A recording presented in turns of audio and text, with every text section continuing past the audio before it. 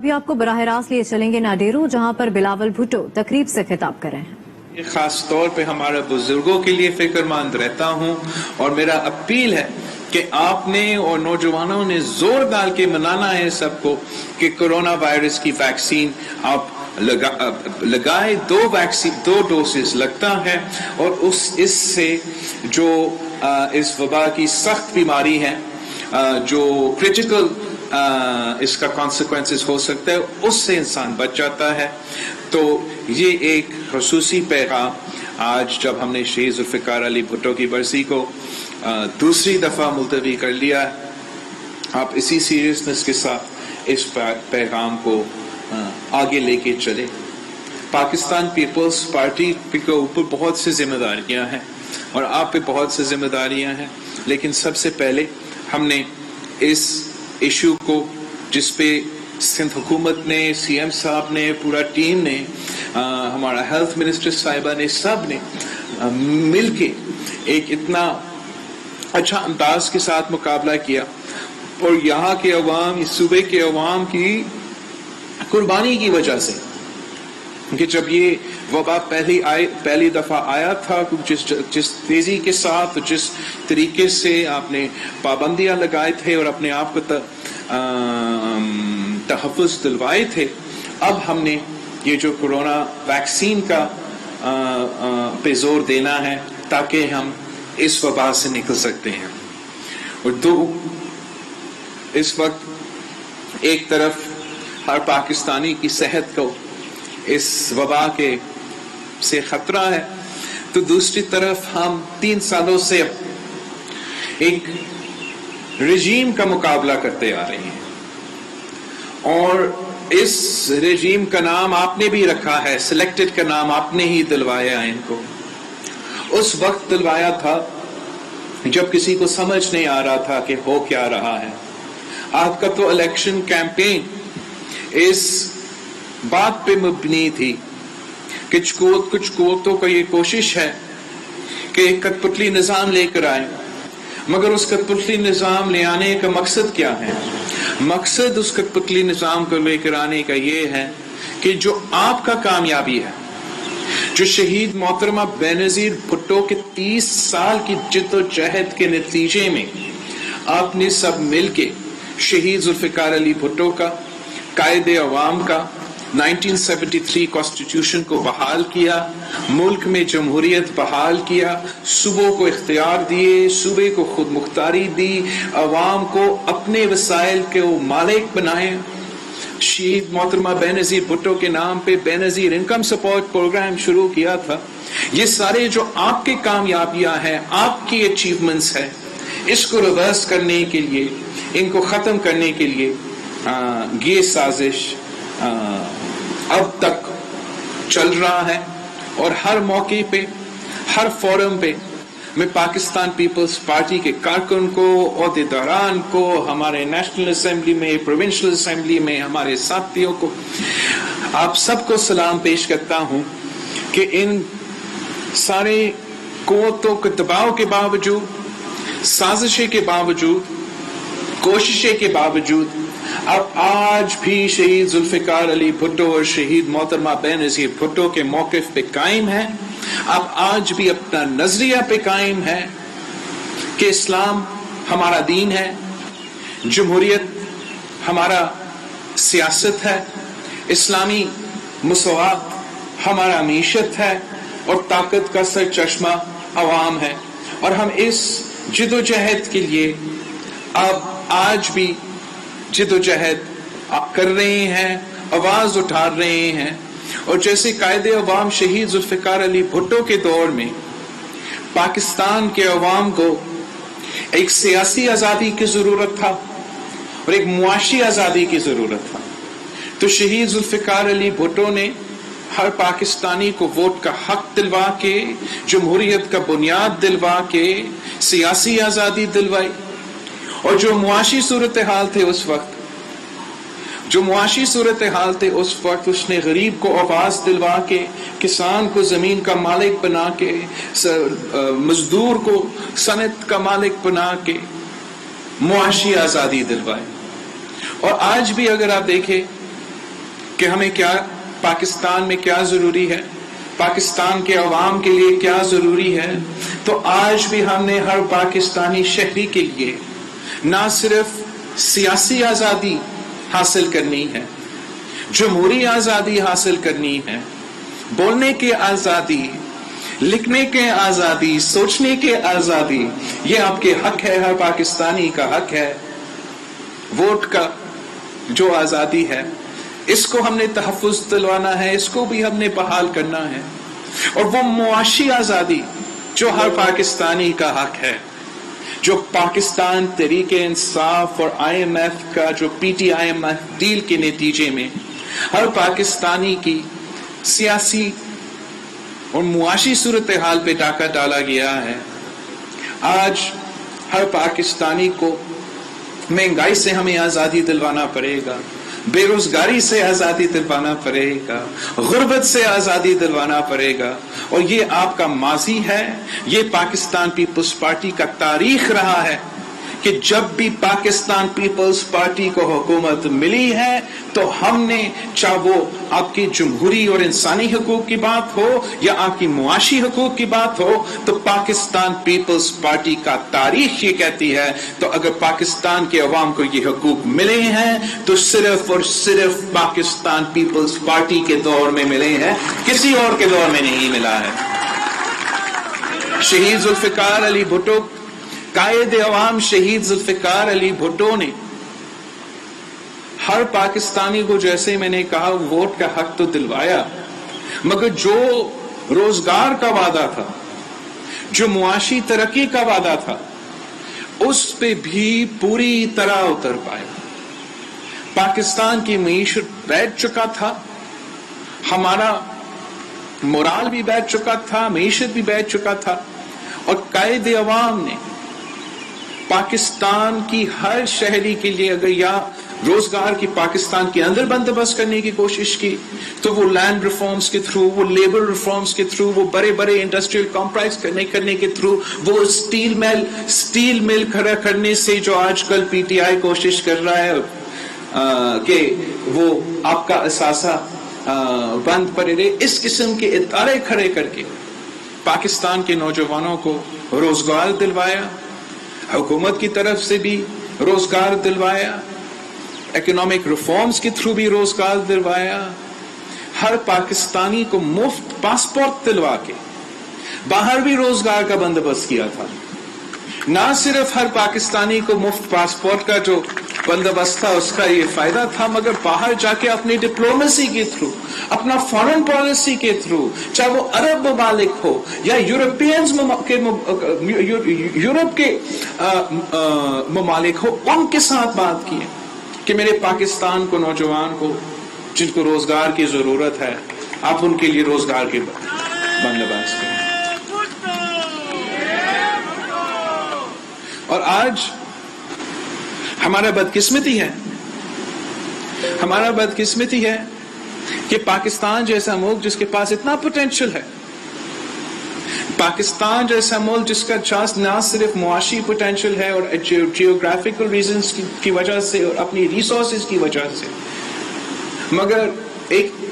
اتنا نالائق، نااہل کٹپتلی ہم پہ مسلط کیا گیا ہے، جس کی وجہ سے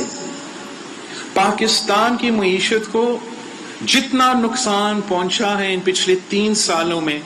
پاکستان کی تاریخ میں اتنا نقصان پاکستان کی معیشت کو کبھی نہیں پڑا ہے۔ اگر عمران خان صاحب جو حکومت سے پہلے وعدہ کرتا تھا، حکومت میں آنے سے پہلے وعدہ کرتا تھا کہ وہ 1 کروڑ نوکریاں دے گا، وہ 50 لاکھ گھر بنا کے دلوائے گا، اب وہی عمران خان کی 3 سال حکومت کی کارکردگی یہ ہے کہ اس نے پاکستان کی عوام کو تاریخی بے روزگاری میں دھکیل دیا ہے۔ جن کے پاس روزگار تھا عمران خان کی حکومت آنے سے پہلے، آج ان کے پاس روزگار نہیں ہے۔ اگر اتنے کروڑ نوکریاں دینا تھا تو آپ مجھے بتائیں، کیا ایسا کوئی ایک ضلع ہے جہاں آپ کو پتا ہے کہ یہاں عمران خان صاحب نے نوکری دلوایا ہے؟ اور آپ کو کیا یاد نہیں ہے کہ شہید ذوالفقار علی بھٹو کے وقت میں کیا ہوتا تھا؟ کیا آپ کو یاد نہیں ہے کہ شہید محترمہ بینظیر بھٹو کے وقت میں کیا ہوتا تھا؟ شہید محترمہ بینظیر بھٹو کے لیے تو ایک نعرہ عام تھی کہ بے نظیر آئے گی روزگار لائے گی. اور یہ ہمارے نعرے جو آج کل ہمارے نعرے ہیں نا، ہر سیاسی جماعت آپ کے نعرے چوری کرنے کی کوشش کرتے ہیں، لیکن ہمارے نعرے میں اس لیے طاقت ہے، اس لیے کہ ہم نہ صرف اپنے نعرے پہ یقین کرتے ہیں، بلیف کرتے ہیں،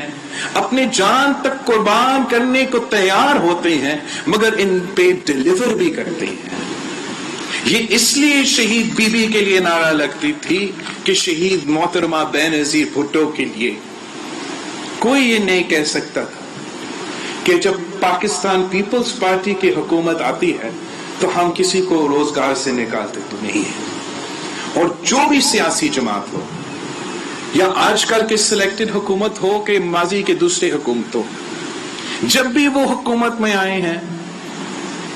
وہ پاکستان کے عوام کو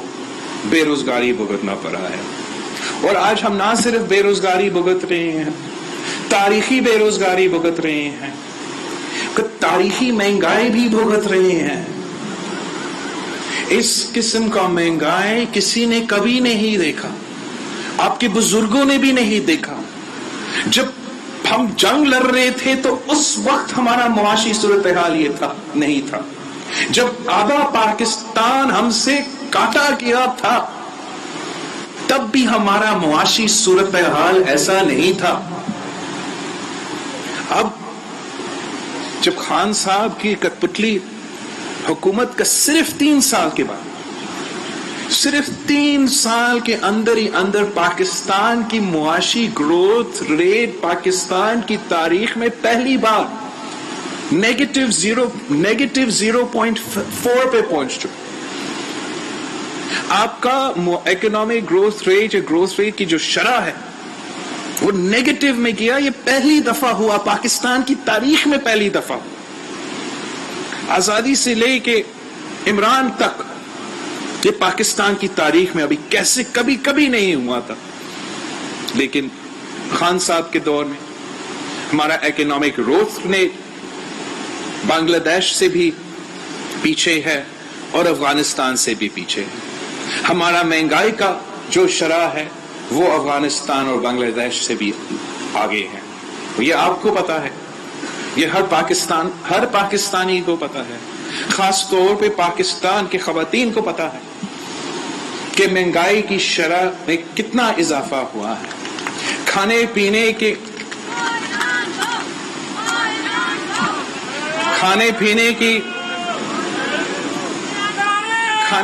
اشیاء ہو، دوائیوں کی قیمت، گیس کی بل ہو، بجلی کی بل ہو، دوائیوں کی بل ہو، اس گلوبل وبا کے دوران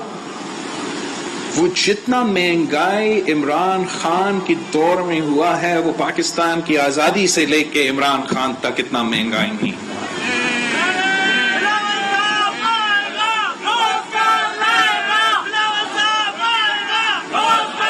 اور ہمیں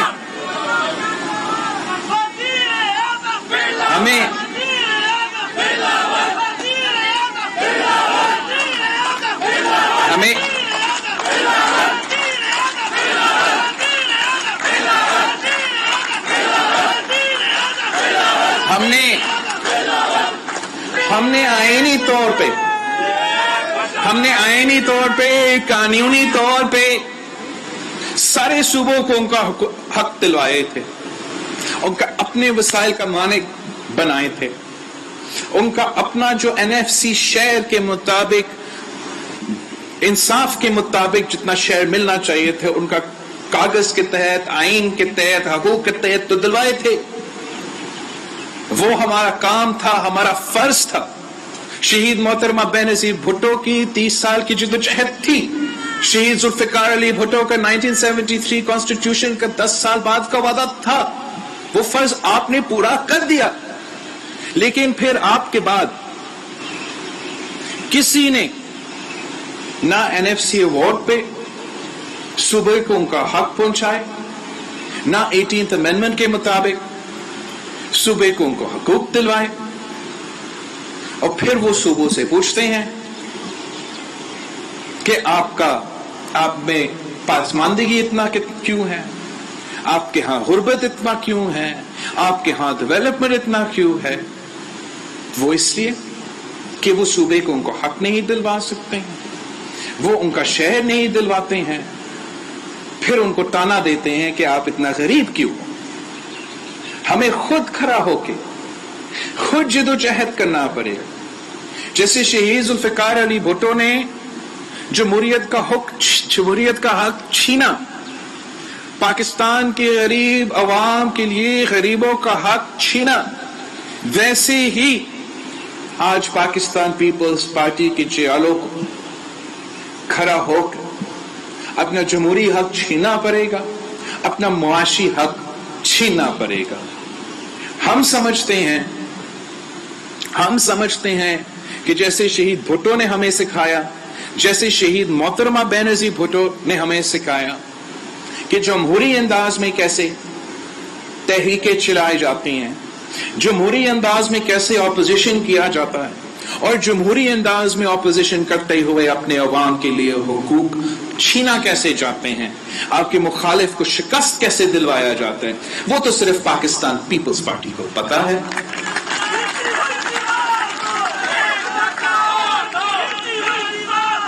पाकिस्तान की तारीख में ऑपोजिशन करने के लिए दो ही तरीकेकार, एक वो जमहूरी तरीकेकार जो शहीद मोहतरमा बेनजीर भुट्टो और पाकिस्तान पीपल्स पार्टी ही हमेशा से अपनाती है और आज भी इंशाल्लाह अपना रही है और आगे जाके भी अपनाएगी, जो कि एक सक्सेसफुल कामयाब मॉडल है, जिसने माजी में भी हमें रिजल्ट्स दिए थे और बड़ा रिसेंटली भी हमें रिजल्ट्स दिखाए थे। और एक दूसरा मॉडल है, आपको याद होगा, हम कायदे अवाम के बरसी पे आज बात कर रहे हैं, वो 9 सितारे वाले मॉडल, वो PNA वाला मॉडल,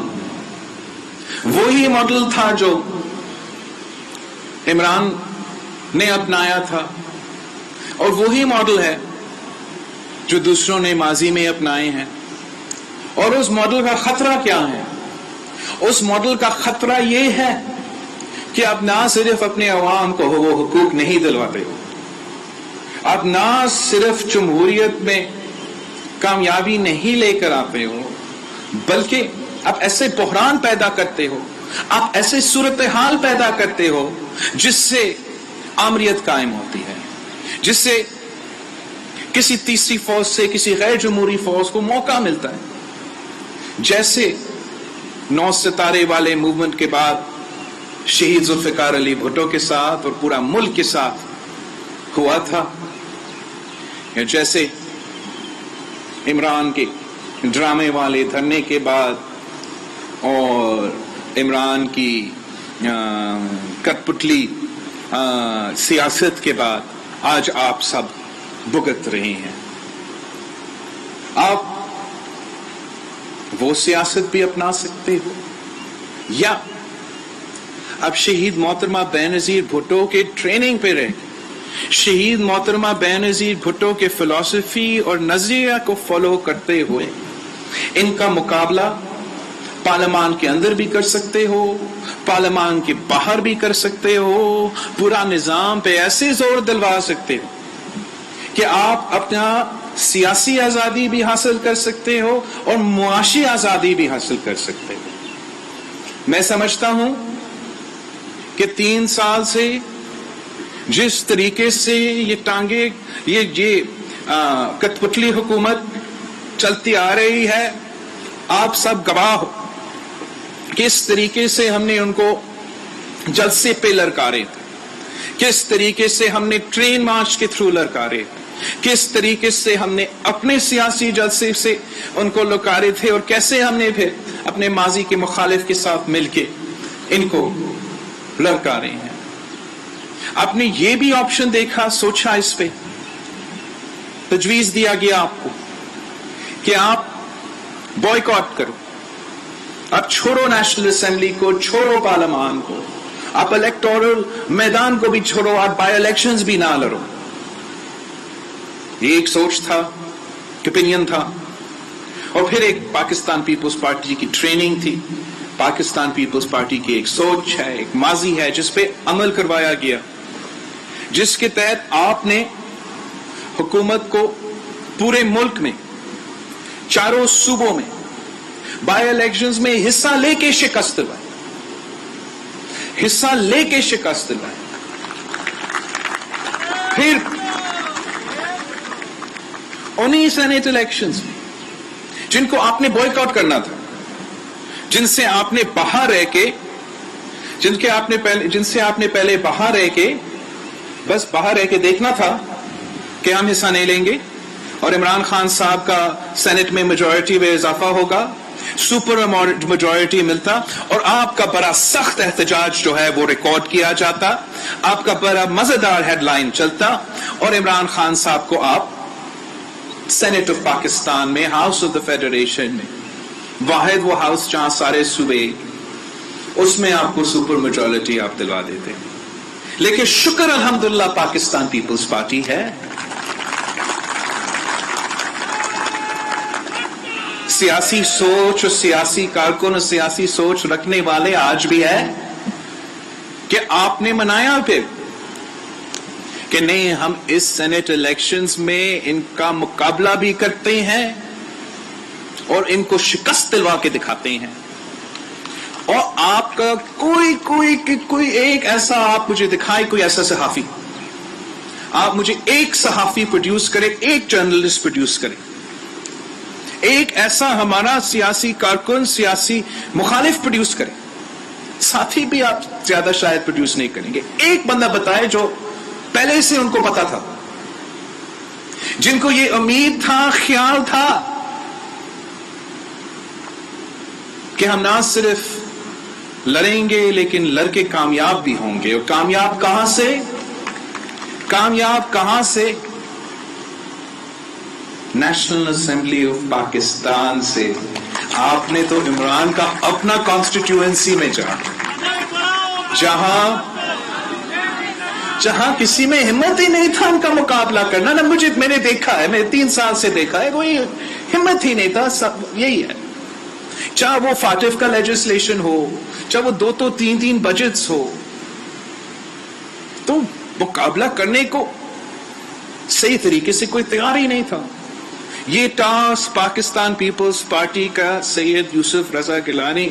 کو دلوایا گیا. پاکستان پیپلز پارٹی نے یہ ذمہ داری لی اور پھر پاکستان پیپلز پارٹی نے پورا ملک کو، اپنا اتحادیوں کو بھی دکھایا کہ آپ جمہوری رویہ رکھ کے، جمہوری ہتھیار استعمال کر کے اس عمران اور ان کے سہولت کاروں کو جو 3 سال سے بس مزہ سے بیٹھ کے دیکھ رہے تھے کہ ان کا ایک شکست نہیں ہوا، ان کا ایک پارلیمان میں یا الیکٹورل طریقے سے شکست نہیں ہوا، اپنے جمہوری انداز سے عمران کے اپنے اتحادیوں کے ساتھ بات کر کے، عمران کے اپنے ممبران اسمبلی سے بات کر کے اس کو شکست دلوایا. اس P T I M F کی امیدوار جو سارے طاقتوں کا امیدوار تھا، اس P T I M F کا امیدوار کو شکست کا سامنا کرنا پڑا. اور میں سمجھتا ہوں کہ وہ دن تھا جہاں یہ پورا کا پورا ناجائز سلیکٹڈ کٹپٹلی نظام ایکسپوز ہو چکا، اور اسی مومنٹم کو آگے لے کے چلتے پاکستان کے اپوزیشن ایک بہت اچھا پوزیشن میں تھے کہ ہم اپنا لانگ مارچ پہ جب نکلے تو ہم اس بات کے ساتھ نکلے کہ عمران ہم نے آپ کو نیشنل اسمبلی میں شکست دلوایا، عمران ہم نے آپ کو سینٹ میں شکست دلوایا، ہم نے آپ کو چیئرمین سینٹ میں شکست دلوایا، اور اب ہم آ رہے ہیں، हम लॉन्ग मार्च की सूरत में आ रहे हैं। मैं आज भी कॉम्प्लीमेंट करना चाहूंगा पाकिस्तान पीपल्स पार्टी की पूरी तंजीम, इसलिए मैं जानता हूं कि आपने कितना मेहनत डाला था। हर जिला में दौरे हुए, मीटिंग्स हुए, अरेंजमेंट्स किए गए। anyway, तो आपका इस लॉन्ग मार्च उस माहौल में होना था,